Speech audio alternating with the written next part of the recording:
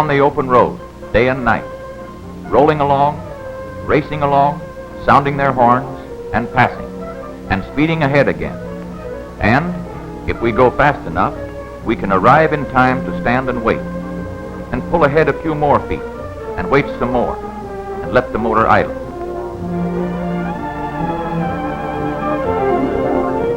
If we're in a hurry, we may go like this. If we're really in a hurry, we travel at this rate of speed, in order to enjoy the leisure and pleasure of this kind of speed. Or maybe we work at this rate of speed. Does that sometimes seem a trifle strange? Well, strange or not, that's the way we are. And since we are that way, someone has to keep those motors in good running condition, because nobody ever thinks about the power plant under the hood until something goes wrong.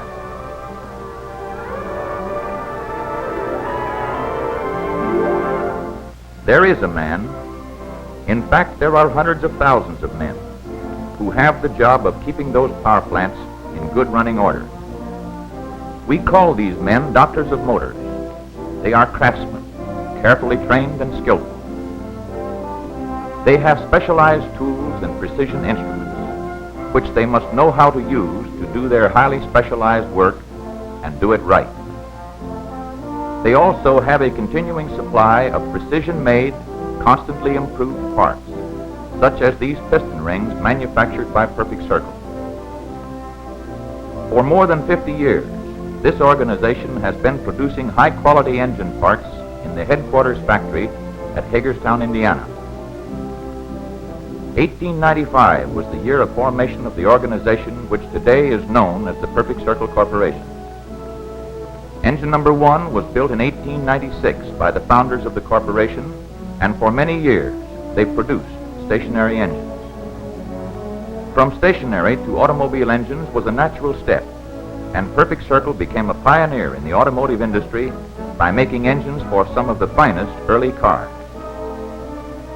Of all the parts designed and machined for those early engines, piston rings received the most attention, because then, as now, their performance often meant the difference between an approved or rejected engine. By 1923, the company was a specialist producer of piston rings, not only for new engines, but for worn engines. Ads like these began to impress millions of car owners with the importance of replacing piston rings to stop oil pumping and restore power. Today, Perfect Circle is the most honored name in piston rings. For new engines, for worn engines, in automobiles and aircraft, trucks and tractors, boats and diesel trains. This supremacy in the piston ring field is the direct result of constant engineering and testing, and continual improvements in design, materials, and production methods. This film tells the story of these piston rings, their engineering, their testing, and how they are made. Most piston rings are made of gray iron, cast in sand molds. This foundry, located at Newcastle, Indiana, supplies all Perfect Circle production plants with ring castings.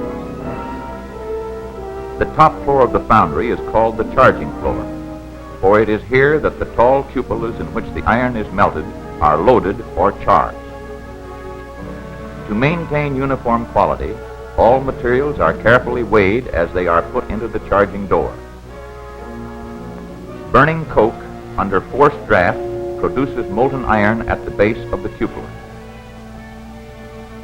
The cupolas are tapped at the base by the tender. The molten iron runs into ladles. A sample of iron is poured for the chill test. This is a thin casting, one edge of which is chilled by a metal plate as the iron solidifies. The hardness of the iron is determined by measuring the depth of the chill. This test for hardness is a very important test, for it makes it possible to produce millions of rings with uniform hardness. Samples of iron are periodically poured for laboratory analysis. The analysis determines immediately whether the composition of the iron in the cupola is satisfactory or in need of correction by the addition of the proper ingredients. When the cupola is tapped, The white-hot iron is at a temperature of 2,800 degrees Fahrenheit. Now, let's go back down the line and watch the molding operations which have been in process up to this point. This is the basic molding machine used in making the sand molds into which the molten iron is poured to form the cast iron ring. Above the molding machine is a sand chute. It is from this chute that the molder is supplied with the sand for the molding operation. The sand itself is carefully compounded. It is blended from 7 different kinds of sand. Extreme care is taken to maintain properly such variable factors as its moisture content, bonding materials, and grain size, all of which influence the final casting. The most obvious factor in the final shape of the sand mold is this part of the molding machine, which is the pattern plate. Different patterns are built for each sized ring. Several rings are cast at the same time.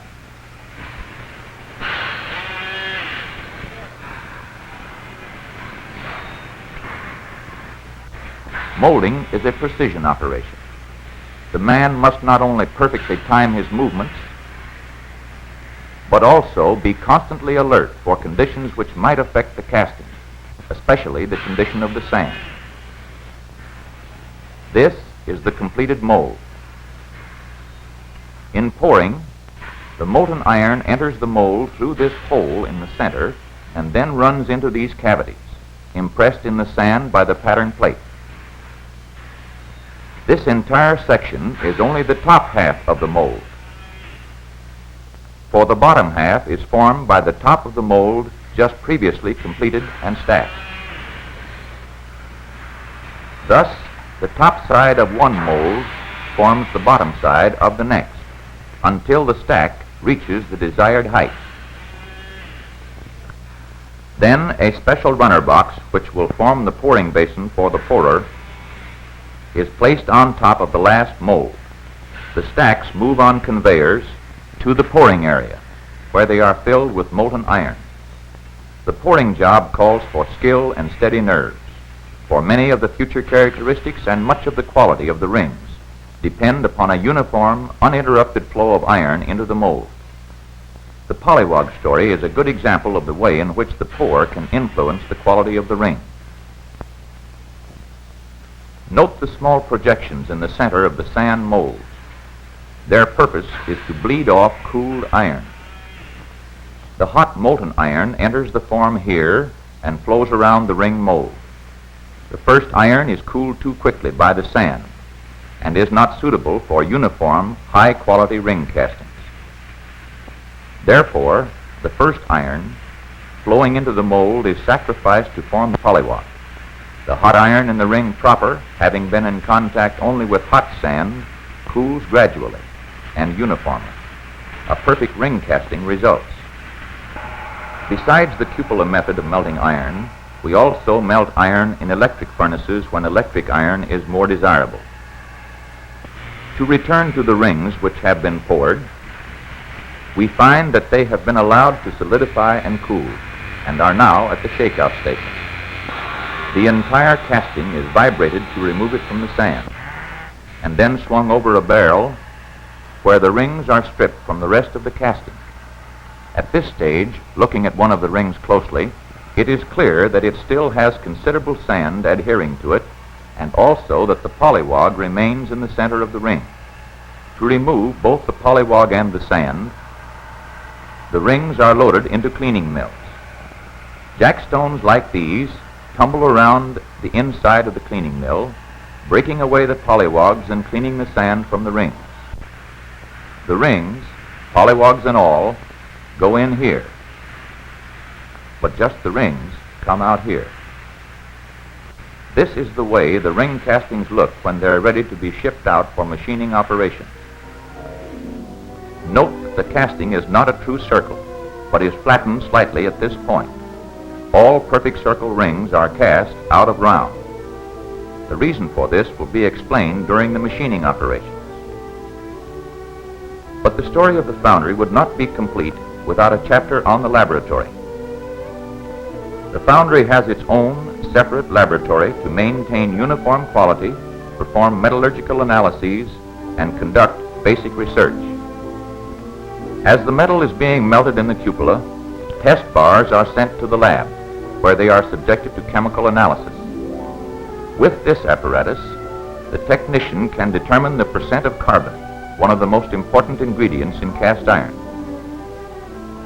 This test is conducted every hour that the foundry operates.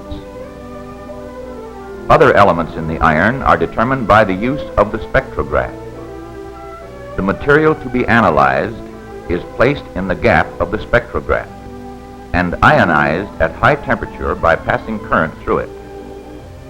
This camera photographs the wavelengths or spectrum of the particular sample.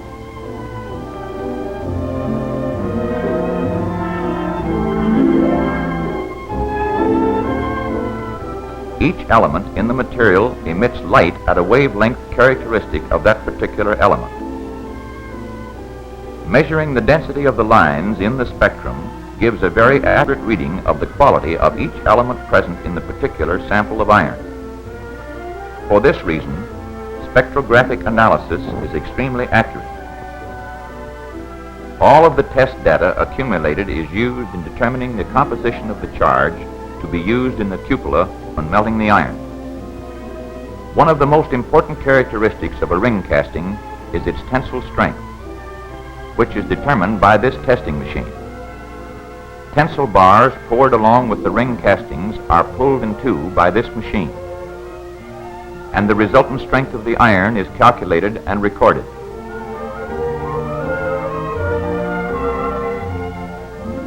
Another modern scientific instrument in the foundry laboratory is the X-ray machine. This is similar to the machine used by physicians, except that this machine is sufficiently powerful to produce an X-ray film which makes it possible for the technician to examine the internal structure of the metal. With such equipment, the technicians can maintain high quality in the rings and continually improve the product as well. In basic research, one of the most important tools of the metallurgist is this metallurgical microscope combined with the camera. This equipment enables the technician to take photographs like these, which picturize the basic structure of the various metals with which he may be working. The head of the laboratory examines the reports of the various tests. Finally, he is satisfied with the raw materials that came into the foundry: the iron that was melted in the cupolas, the castings that were poured in the stacks, the sand that was used in the molds, and the castings that were removed from the sand and cleaned. So, the next step is to load the ring castings so they can be shipped to one of the 4 Perfect Circle machining plants. Some of the ring castings cast in the Newcastle foundry will be sent to the machining plant at Tipton, Indiana.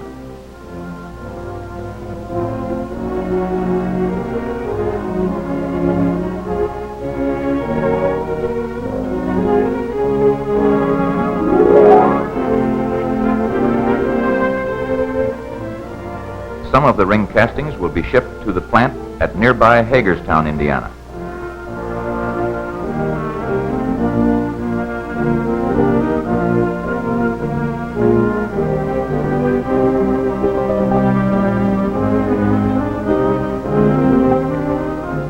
Some of the ring castings will go to Toronto, Canada, the site of Perfect Circle Company Limited, which supplies Canadian and British industry with piston rings of the same high quality as those manufactured in the United States.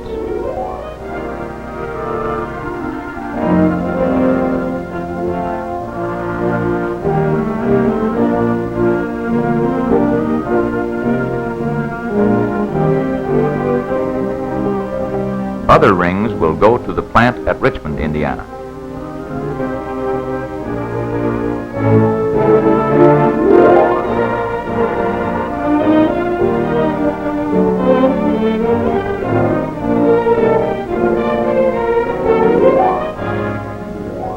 Although the planning and engineering are done in the engineering building at Hagerstown, the machinery and methods used in the various plants are basically the same.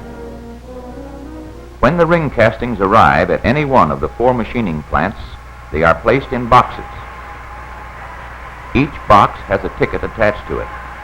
This ticket contains the machining instructions and the finish specifications of the rings.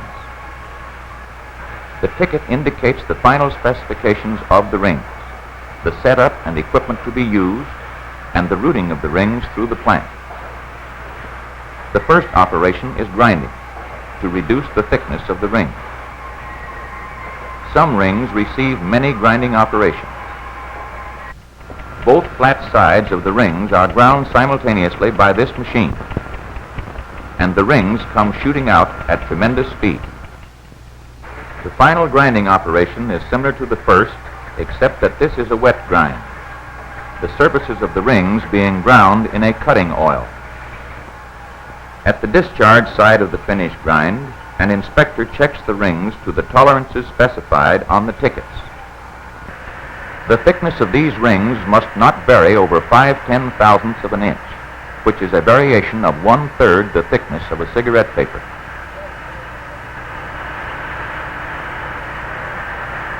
This is the way a ring looks before and after the wet grind. The finished grind leaves the surface of this ring flat and smooth. The smoothness of the side finish of the ring is measured in microinches, or millionths of an inch, by this profilometer. Surface variations never exceed 25 millionths of an inch, and in some special rings, surface variations do not exceed 6 millionths of an inch. After the rings have been ground, they are still wet with the cutting oil. The rest of the machining has to be done on clean rings. This machine washes and rinses the oily rings with a solvent. The rings are dried as they move along under infrared heat lamps. When the rings emerge from the machine, they are clean and dry, ready for machining. From this point on, the workers will handle them with gloves to prevent the salty moisture from their hands coming in contact with the highly machined surfaces. You will recall that the ring was cast out of round in the foundry. The next step in machining is form turning. This exclusive process takes a uniform cut from the outside of the ring and still maintains the out-of-round shape produced by the original pattern. Thus, after the flattened sector is removed to form the ring gap, the ring will have the correct pressure characteristics when it is compressed and installed in the cylinder. The out-of-round turning operation is accomplished by equipping a lathe with a cam mechanism to guide the cutting tool with an in and out action. Thus, the cutting tool moves in and out, following the contour of the cam to produce the desired shape of the ring. The arbor of turned rings is next placed in this machine, which cuts the gap in the rings. Notice that only one cut is made at a time, and each cut is made with the saw directed toward the center of the ring, so the ends of the ring will form a square gap when the ring is compressed to working diameter. Quality is maintained by miking the finished diameter and then measuring the gap when the ring is confined in a special gauge. The machinist follows the tolerances specified on the pan ticket. At this point in manufacture, the only rough surface remaining is the inside of the ring. This inside surface is machined by a boring operation. Boring the inside of the rings produces a uniform wall dimension, which is important to maintain correct pressures against the cylinder wall. Rings at this stage look like these. All rings must pass through further standard machining operations, but many rings require special machining to form the various grooves, slots, faces, and tapers for use as oil rings or special types of compression rings. These different characteristics are formed in a variety of ways. For instance, the groove in the Type 70 compression ring is formed by a lathe set up with a gang of milling cutters. They move in to cut just after the gap, each saw grooving 2 rings at once, and then retract as they approach the gap. In the Type 85 oil ring, we need a wide groove, a narrow groove, and the slots through the ring. This complicated structure is machined in the following manner.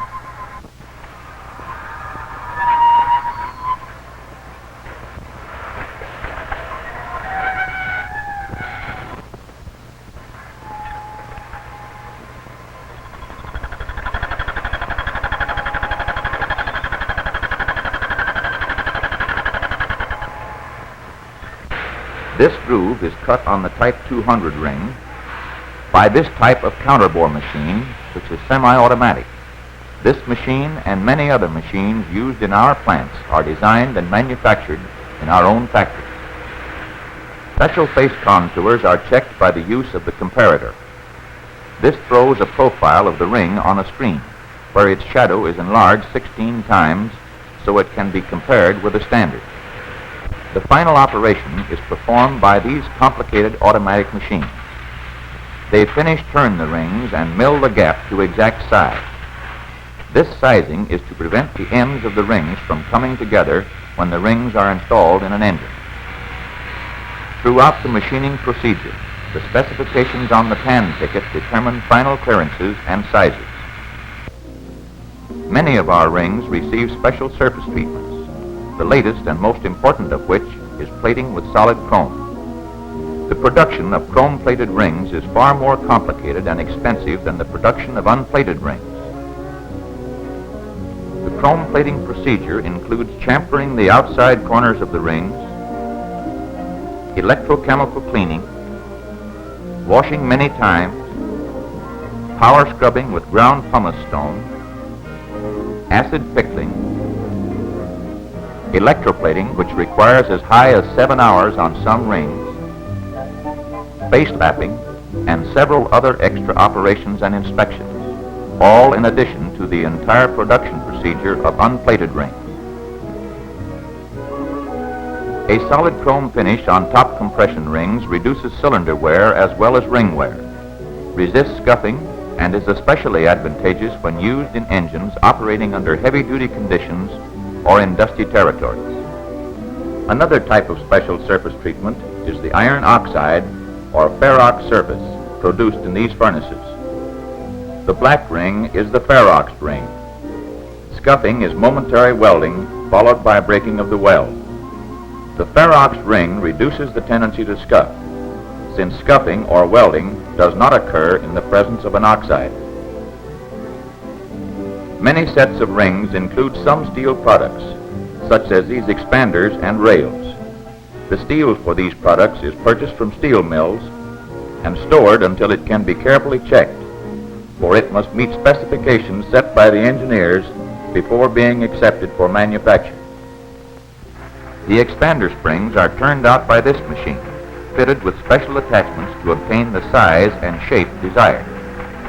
The reel of steel feeds into the machine, which forms and cuts the expanders and then discharges them one at a time.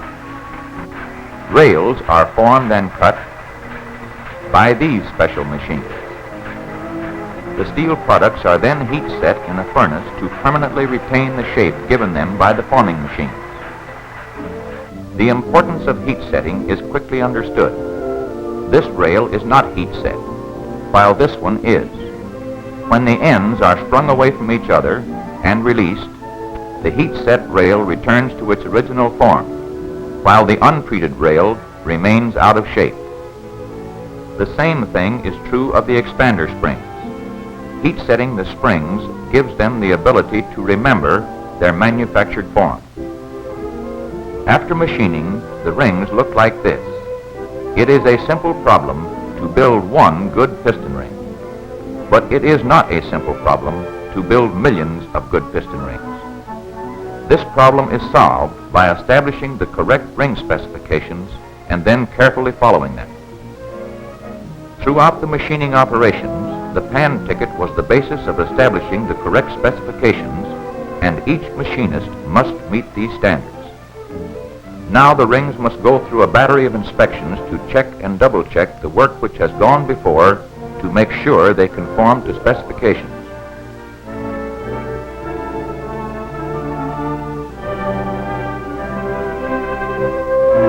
The rings are inspected for ring width, and for concentricity. The inside circle of the rings must have the same center as the outside, so that the wall is uniform all the way around.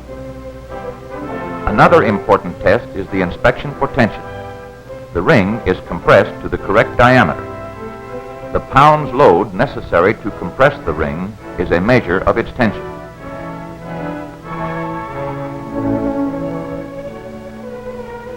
The ring is gauged for correct gap while confined in a gauge. And finally, for light tightness, which measures the seal that the ring will make against the cylinder wall. When the rings have passed this series of rigid inspections, they are counted, oiled, wrapped, and either shipped to manufacturers for installation in new engines or routed to the warehouse for packaging.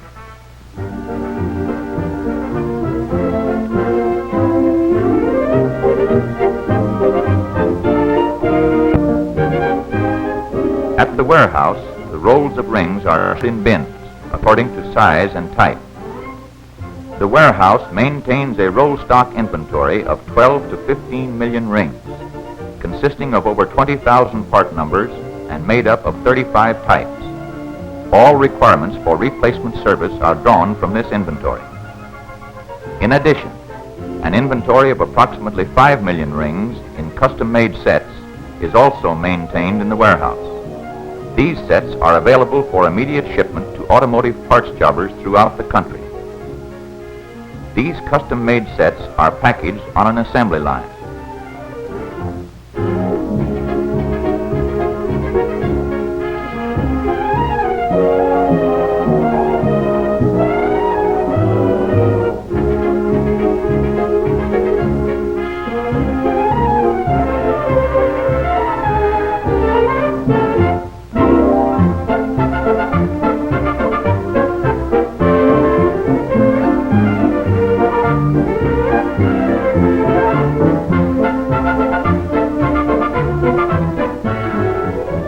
Perfect Circle custom-made sets can be obtained locally from thousands of jobbers located throughout the United States and Canada. While the rings are being shipped to customers all over the world, engineering and research go on unceasingly in Hagerstown.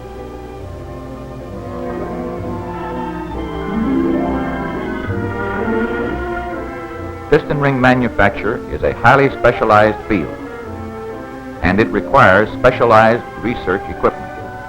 It would be impractical to show all of the specialized equipment designed for piston ring research.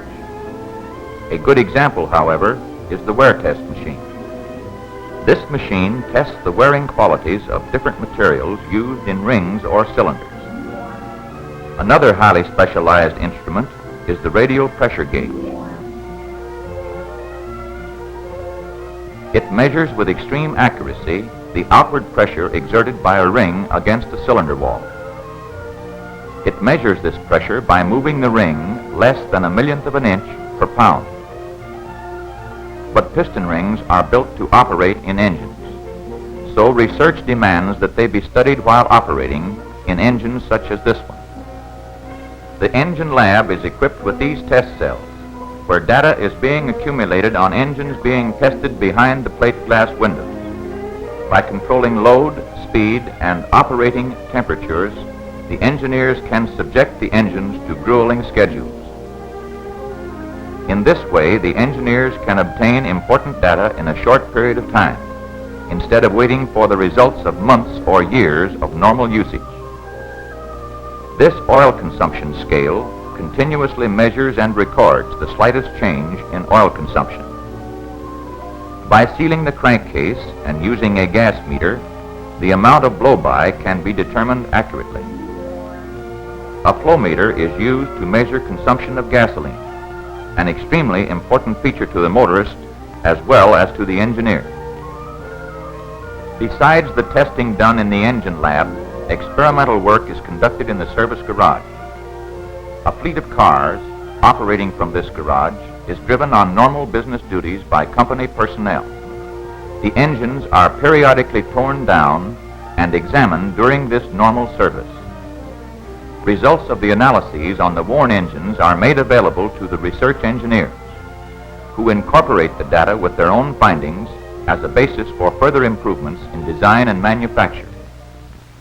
But a long time ago, our engineers discovered that they are unable to duplicate the testing which the public somehow manages in ordinary service. Recognizing the basic truth that the best testing force is the motoring public, Perfect Circle asks for help and information from mechanics all over the country, in independent garages, in authorized car dealerships, and in fleet garages. The question asked is, installed with your own standard methods and following your own shop procedure, how do these rings work in practical daily use? All the sets in the custom-made line are proved in the field by this method before being released for sale.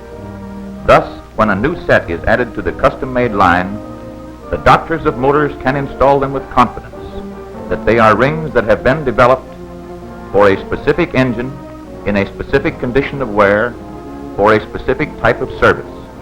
The doctors of motors can install custom-made sets with confidence because they have been proven in every season of the year, summer, winter, fall, and spring, in city and country, on mountain roads and seashore drives. They have been proven in all places and under all conditions where the drivers of the nation operate their cars, and have been proven by the doctors of motors of the nation who keep those cars in good operating condition.